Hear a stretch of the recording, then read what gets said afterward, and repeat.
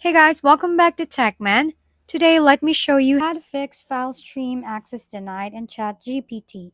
If you're seeing a file stream access denied error in ChatGPT, don't worry, it usually happens when the platform can't open or process your uploaded file due to permission issues, unsupported formats, or temporary glitches.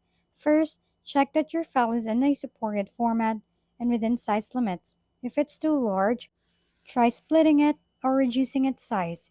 Avoid special characters in the file name and make sure permissions are correct. On Windows, uncheck Read Only in Properties, or on Mac, adjust settings via Get Info. Next, try re-uploading the file, and if that fails, switch to a different browser like Chrome, Edge, or Brave, or even a different device.